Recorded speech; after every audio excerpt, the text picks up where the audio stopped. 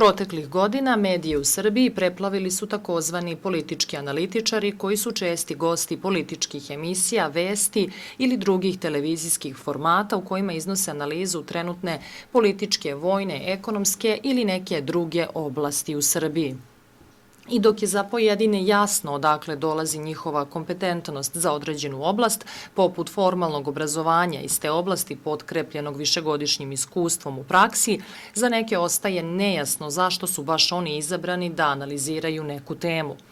Politikolog Aleksandar Pavić, publicista koji je završio političke nauke na Univerzitetu Berkeley u Kaliforniji, govorio je za Snagu naroda ko su zapravo pojedini analitičari, kao i da politička analitika zapravo često služi da zbunjuje građane.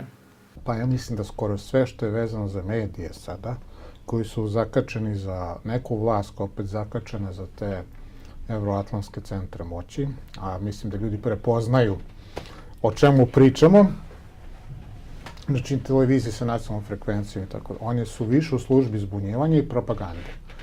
I ljudi koji su tamo pozvani moraju da prođu filtere podobnosti. Ne može svako tamo da se pojavi.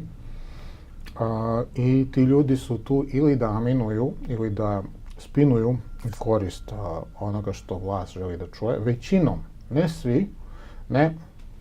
Ima tu izuzetaka i umeju da se pojave, to mora da se kaže isto tako, ali oni koji se najviše pojavljuju su to. Oni su ili rade neki posao za koji su plaćeni, na jedan na drugi način.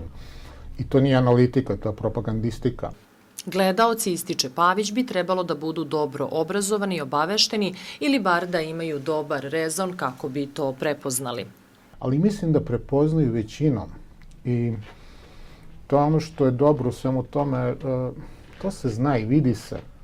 Ti koji su takozvani ili režimski analitičari ili su, ajde kažem, u nečijoj službi, nemaju oni tu težinu koju čak i mediji i ta medijska pojavljivanja stalno, jednostavno ne mogu da im to pribave. Znači, jednostavno posle nekog vremena, na kraju krajeva ljudi ipak imaju pamćenje pa se sećaju šta je ko govorio. I mogu da uporedim, a da jeste, svi su bombardovani informacijama sada toliko. Teško je zapamtiti šta si ti sam rekao juče, a kamoli šta neko drugi rekao. Međutim, to je YouTube, ako ništa drugo. Uvijek može da se, može se provjeri šta je ko zastupao ranije, šta zastupa sad.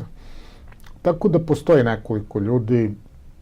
To je uvek svuda i uvek je bilo tako u svim vremenima, koji umeju da izdrže test vremena ili test integriteta, a drugi koji jednostavno su u svaku vlast ili u svaku moć ili u svaki centar moći. Danas je više nego ikada teško pratiti širok spektar informacija kojima su građani izloženi, ali što šira obrazovanost svakog konzumenta medija služi da se razlikuju istinite od lažnih vesti, zaključuje ovaj politikolog.